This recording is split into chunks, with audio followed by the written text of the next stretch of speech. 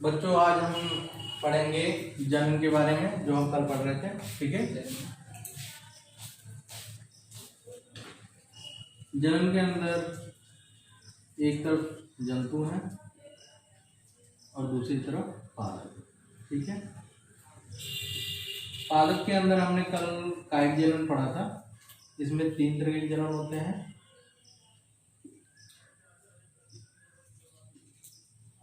कायिक जनन जो कि पौधे की काया से होते हैं। दूसरा होता है लैंगिक जनन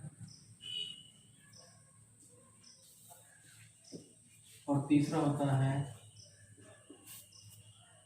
अलैंगिक जनन। जैसा कि हमने पिछले चैप्टर में पढ़ा था कि पौधे की काया से जो भी नए संतति का विकास होता है उसके अंदर कायिक जनन होता है। ठीक है, कोई भी पौधा है, चाहे उसकी जड़ हो, तना हो, चाहे पत्ती हो, अगर उससे नए पौधे का विकास होता है तो उस पौधे को हम कायिक जनन के द्वारा ही समझते हैं। ठीक है, जैसे कि कल मैंने बताया था कि जड़ है, जड़ को हम लगा देते हैं तो एक नए पौधे का विकास हो जाता है। किसी पौधे की पत्ती है, पत्ती अगर जमीन पे गिर जाती है और समान ताप और नमी पाकर उससे एक नए पौधे का विकास होता है, तो वो भी एक पौधे की काया से हो रहा है, जिसको हम कायिक जनन के अंतर्गत समझते हैं। ठीक है, आज हम पढ़ेंगे अलैंगिक जनन। पौधे के अंदर अलैंगिक जनन की वजह से भी नए संततियों का निर्माण होता है। ठीक है, अब अलैंगिक जनन का मतलब क्या होता है, सबसे पहले हम इसको समझेंगे कि अलैंगिक जनन होता क्या है। अलैंगिक जनन का अर्थ होता है जिसमें एक नर और एक मादा दो जनक पीढ़ियों का अगर युग्मक मिलकर नए पौधे का निर्माण करते हैं या नए जीव का विकास करते हैं, उसको हम लैंगिक जनन कहते हैं। लेकिन बिना युग्मक के संलयन या मिलान से अगर नए पौधे का विकास होता है तो उसको हम अलैंगिक जनन कहते हैं। ठीक है, लैंगिक जनन के अंदर नर युग्मक और मादा युग्मक,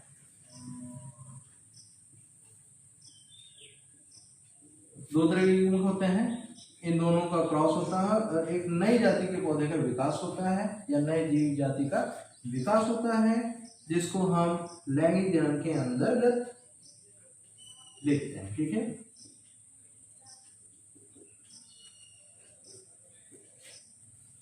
लैंगिक जनन की प्रक्रिया है वो संपन्न होती है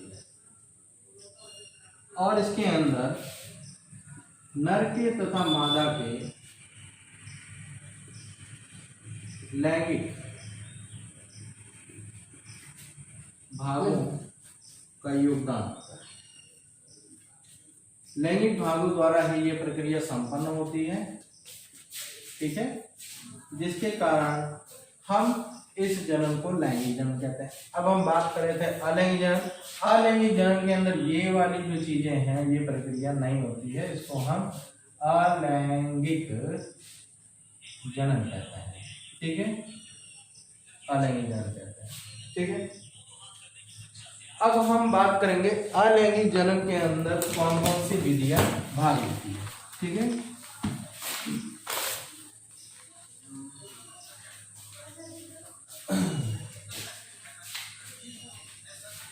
अलैंगिक जनन के अंदर सबसे पहले आता है द्विभाजन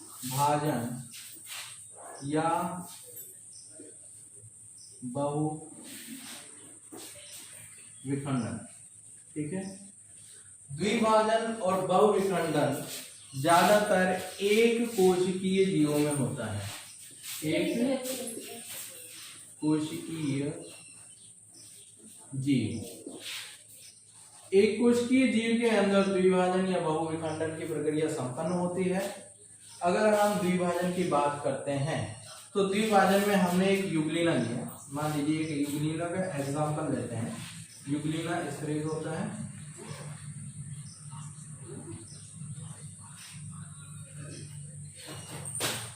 उसमें एक शीर्ष कशाप होती है। ठीक है, यहाँ केंद्र मान लीजिए।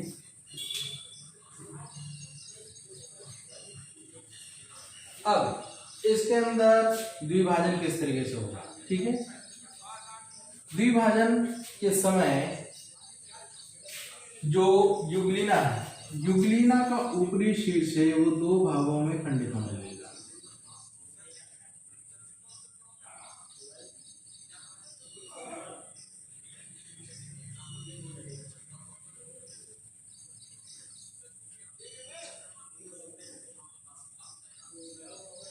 धीरे धीरे ये स्थिति इस तरीके के बदलती जाएगी।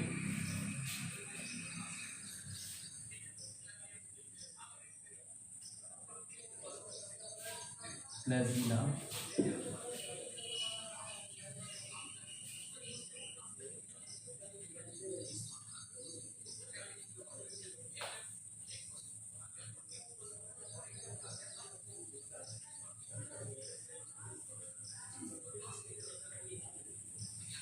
ठीक है। और उसके बाद के अंदर जब ये भाग अलग अलग हो जाएंगे, हाँ, यहाँ से एक पार्ट इसका आधा हो जाएगा और यहाँ पे एक इधर में बन जाएगा, ठीक है। अब उससे नए दो युगलिना का निर्माण होगा।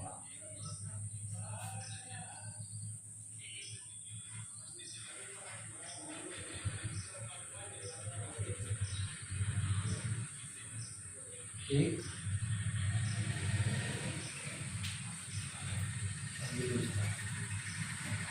ठीक है। और इनका ये जो केंद्रक है ये भी दो भागों में बाद में बढ़ जाएगा, ठीक है। तो पहले एक जनक युगलिना था। जब किसी नई संतति का निर्माण होता है तो उस संतति को हम पुत्री या फिर डॉटर सेल, ठीक है, डॉटर सेल। तो जो जनक पीढ़ी होती है उस पीढ़ी से दो नए युगलिना का निर्माण होता है जो कि द्विभाजन के द्वारा होता है। द्विभाजन के अंदर पहले इसकी फ्लैजिला जो होती है वो दो भागों में बढ़ जाती है, ठीक है, यहाँ से। और उसके बाद में इसका शरीर है वो भी दो भागों में बढ़ता है और शरीर के बाद में जो केंद्रक होता है, केंद्रक भी दो भागों में बढ़ जाता है, ठीक है। और उससे धीरे धीरे नए दो युगलिना का निर्माण होता है जिसको हम द्विभाजन प्रक्रिया कहते हैं।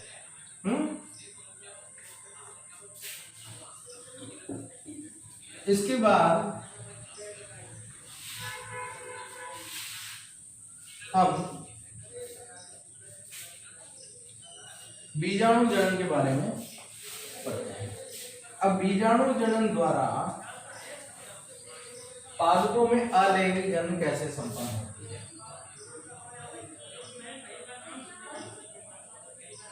बीजाणु जनन, ठीक है। बीजाणु जनन के अंदर किसी भी एक कोशिकीय स्तर पे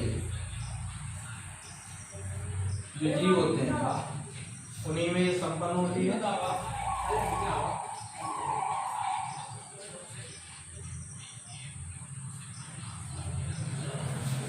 ये हमारी एक कोशिका है, ठीक है।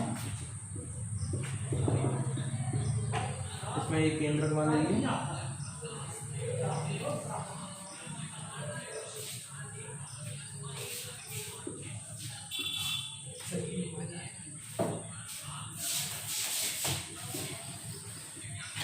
कोशिका झिल्ली,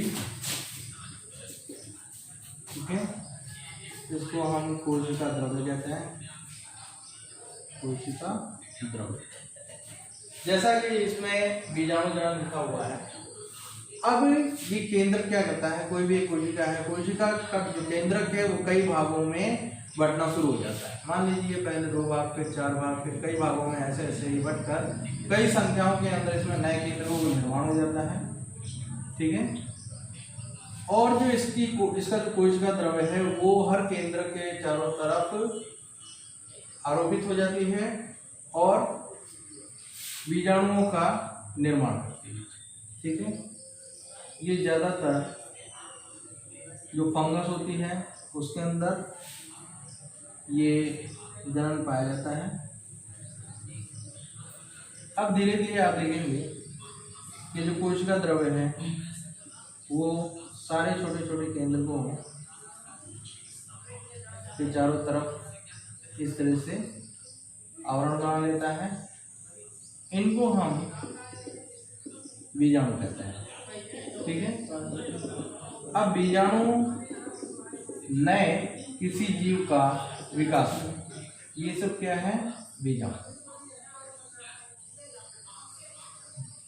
जब बीजाणु की बनने की प्रक्रिया पूर्ण हो जाती है तो कोशिका का बाहरी स्तर होता है वो फट जाता है। क्या होता है? फट जाता है और ये जितने भी बीजाणु हैं बाहर की तरफ गमन करने लगते हैं। ठीक है, और एक कोशिका से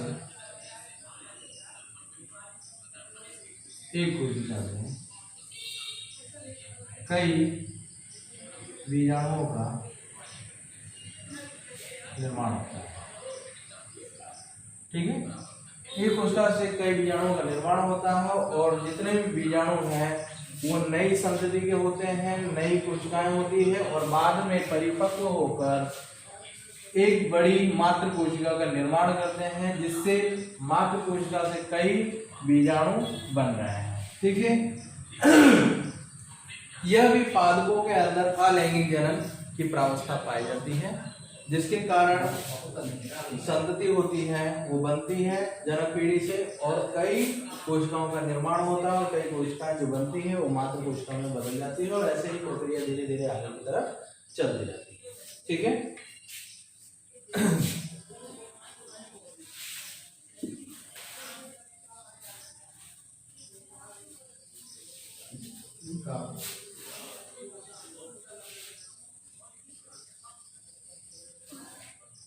अब तीसरा हम बात करेंगे मुकुलन। ठीक है, पादप जगत के अंदर जो जनन होता है वो अलैंगिक जनन भी होता है। अलैंगिक जनन के अंदर तीसरा है मुकुलन। ठीक है, अब मुकुलन क्या होता है? मुकुलन भी एक कोशिकीय बहुकोशिकीय स्तर के जीवों में पाया जाता है जो कि संतति पीढ़ी को जन्म देते हैं। इसके अंदर हम उदाहरण लेते हैं यीस्ट का। ठीक है, यीस्ट। अब मान लीजिए एक मुकुलन में हम हाइड्रा का भी लेते हैं, हाइड्रा। ठीक है, यीस्ट और हाइड्रा के अंदर क्या होता है? मान लीजिए एक हाइड्रा है,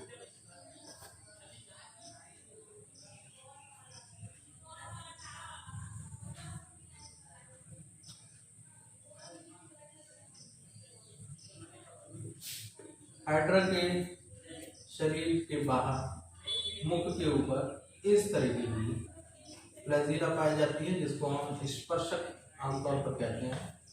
ठीक है, ये हाइड्रा अपनी पूंछ से गति करता है और ज्यादातर नम और शीतल स्थानों या फिर ठंडे भागों में और तालाबों में पाया जाता है। हाइड्रा के अंदर जो अलैंगिक जनन होता है मुकुलन द्वारा होता है। मुकुलन एक प्रकार की कलिका होती है जो इसके पार्श्व शरीर से निकलती है। एक उभरती हुई कलिका का निर्माण होता है धीरे धीरे। ठीक है, और ये कलिका इसकी बाह्य भित्ति के ऊपर चिपकी रहती है। धीरे धीरे ये कलिका वृद्धि करती है और एक नए हाइड्रा को जन्म देती है।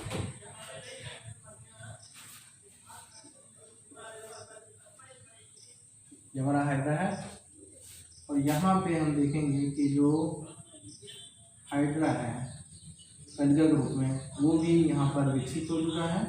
ठीक है, अब इसके अंदर युग्मकों का संलयन नहीं हुआ। इसके अंदर क्या हुआ है, जो हाइड्रा है उसकी बाह्य भित्ति के ऊपर एक नई कलिका का निर्माण हुआ है और नई कलिका एक नए हाइड्रा के रूप में परिवर्तित हो जाती है।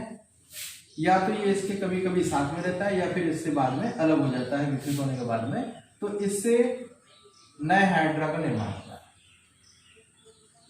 ठीक है, नए हाइड्रा का निर्माण होता है। नए हाइड्रा का निर्माण होना ही मुकुलन कहलाता है। इसके अंदर जो जनक जीव होता है उस जीव के साथ में ये सटा रहता है, इसकी भित्ति से चिपका रहता है और एक कलिका के रूप में बाहर की तरफ निकलता है। निकलने के पश्चात ये धीरे धीरे अपनी आकृति और आकार में वृद्धि करके एक नए हाइड्रा के रूप में बन जाता है। ये ज्यादातर हाइड्रा और यीस्ट में पाया जाता है। यीस्ट जो खमीर होती है खाने में, ठीक है, उसके अंदर इसका उपयोग किया जाता है। तो ये है हमारा पादप के अंदर अलैंगिक जनन की तीसरी विधि मुकुलन। ठीक है, अलैंगिक जनन में तीसरी मुकुलन। अब है कलिका निर्माण।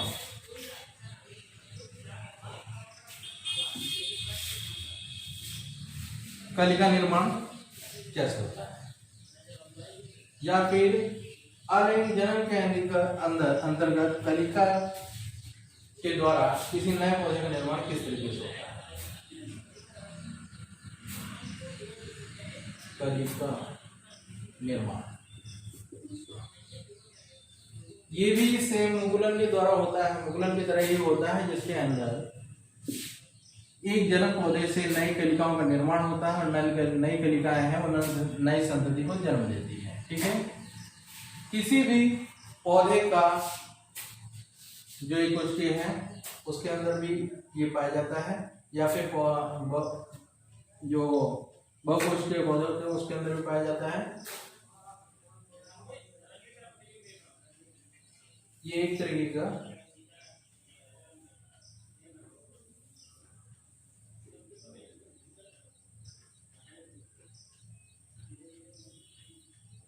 एक कोशिकीय पादप है। ठीक है, यहाँ पे मैं एक बहुकोशिकीय बना देता हूँ।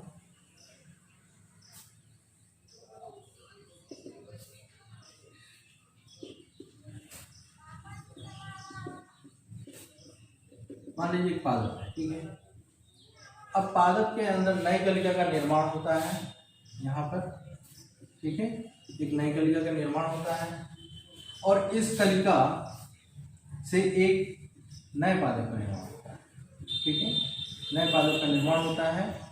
इसके अंदर भी कोशिकाएं एक से बहुकोशिकीय होती है। ये ज्यादातर 1 से 8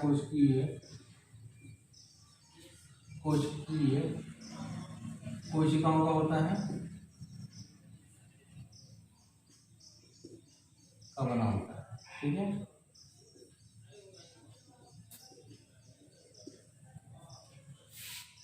एक से 8 कोशिकाओं का बना होता है। ये कलिका एक नए पौधे के रूप में विकसित हो जाती है, जिसको हम कलिका निर्माण के अंतर्गत अलैंगिक जनन के अंतर्गत रखते हैं, जो पादप की जनन प्रक्रिया में संभव है। ठीक है, फिर उसके बाद आता है बहुखंडी या फिर पुनरुद्गमन।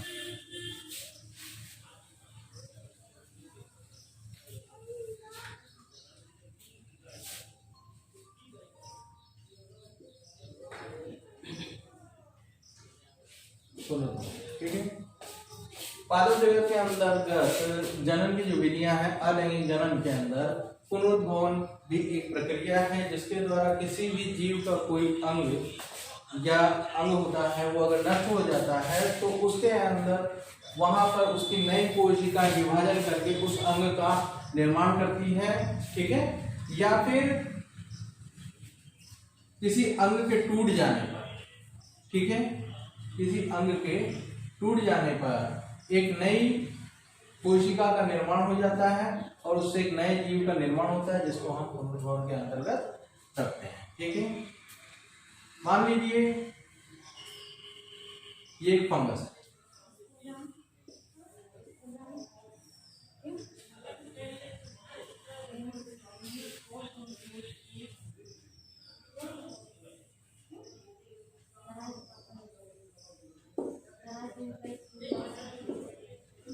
हमारे पास में ये एक फंजाई है। फंजाई का कोई भी भाग अगर टूट जाता है, ठीक है, टूट जाता है और ये टूटा हुआ रेशा या फिर एक कोशिका जो है, ठीक है, इस कोशिका से नई फंजाई का जन्म होता है, फंजाई का जन्म होता है, ठीक है। और ये फिर आकार और आकृति में वृद्धि करके एक दूसरी फंजाई में बदल जाती है, जिसको हम पुनरुद्भवन कहते हैं। पुनरुद्भवन के अंदर किसी भी जीव का टूटा हुआ अंश, हम क्या कहेंगे, अंश, टूटा हुआ जो अंश होता है, उस अंश से नई फंजाई का जन्म होता है, ठीक है। तो उस नई फंजाई के जन्म के बाद में वो फंजाई है पूरी तरीके से फैल जाती है और एक जनक फंजाई के रूप में बदल जाती है, ठीक है। ये होता है पुनरुद्भव।